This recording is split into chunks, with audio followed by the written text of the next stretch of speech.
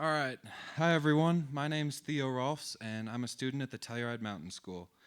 So my story here tonight started almost 3 years ago on top of a mountain in a ski competition.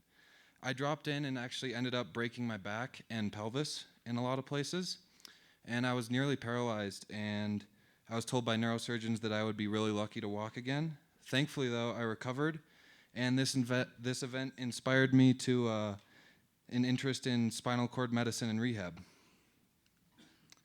So through Pinhead, I got an internship at Louisville, Kentucky, where I stayed with the Patterson family and worked with the Kentucky Spinal Cord Research Center at the University of Louisville and in the Fraser Rehab Building under Dr. Andrea Bierman, PhD, PT, FAPTA.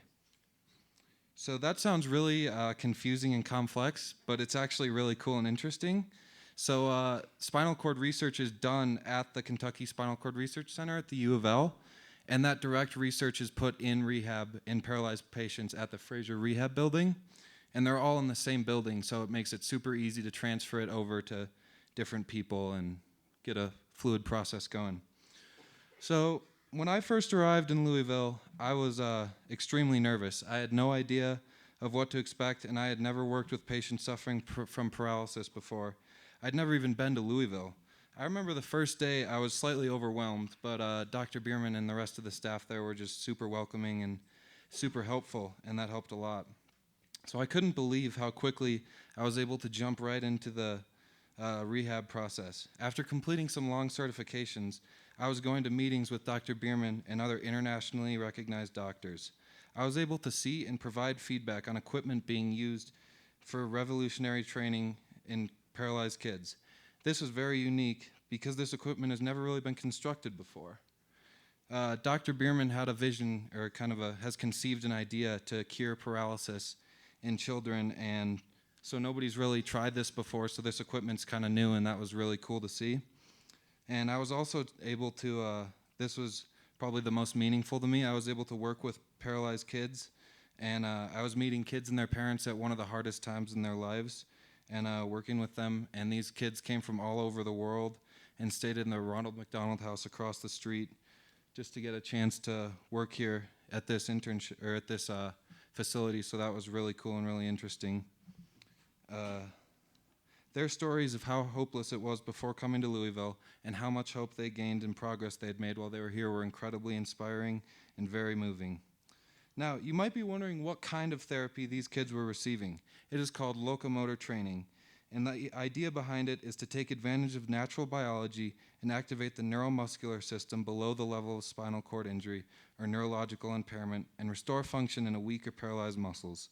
Locomotor training is a motion-based activity involving many different aspects. One of the main aspects of it is where a patient is supported above a treadmill in a harness, and the three therapists control their legs and trunk and kind of have them imitate walking on the treadmill, which is hopefully will stimulate the nervous system. Other than that, the kids are also walking around in a supported walker and all have electronic shock therapy to all in hopes of triggering the neurosystem. Now, the science behind this is what's really interesting and revolutionary in the world of spinal cord injuries and paralysis treatment. Previously, it was thought that the only way to get the nervous system and the spinal cord to respond and work was to send commands down from the brain. However, Dr. Bierman figured out that actually you can activate the spinal cord from the feet up and not only send movements and commands that way, but also possibly even repair the spinal cord using activity from the bottom up.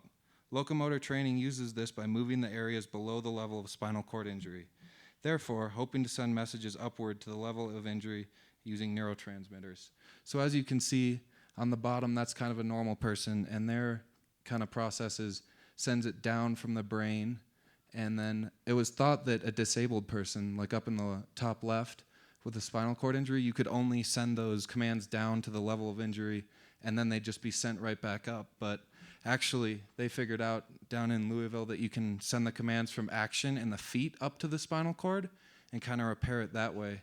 And I thought that was just really amazing and really intriguing. So also the pediatric locomotor training program where I worked was a program launched by Dr. Bierman in 2012. And while I was there, I got to work with children 15 and under. During pediatric locomotor training, the therapist set up a system that emphasizes heavily on playing and imagination. For example, a young girl suffering from quadriplegia that I consistently worked with would paint with shaving cream, play in sand, and wash dolls while participating in locomotor training. She thought that this was very fun and enjoyable. This also greatly contributed to her rehab because these activities require certain movements of her arms and trunk, and they motivated her because she just wanted to play. This made her work harder than she would have if she was just told to move her arms upward.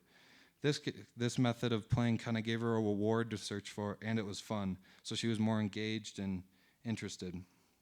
While I was there, I would usually play games with the patients and assist the therapists wherever needed. One of the most rewarding things I have ever experienced was watching this young girl make significant major improvements in her therapy. On the last day that I left, she gave me a small high five, something that would have been deemed completely impossible before, given the level and severity of her spinal cord injury.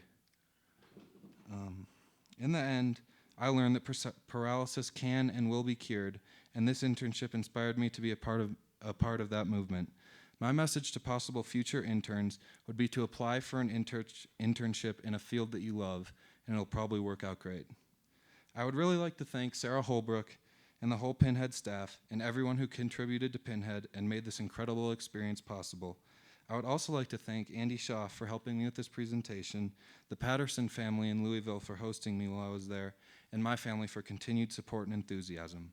Above all, I would really like to thank Dr. Bierman and the whole wonderful staff down in Louisville. It was a life-changing experience, and all of them were super helpful and awesome. It was an honor to work with people on the top of their field who are making groundbreaking strides in spinal cord injury rehab. And yeah.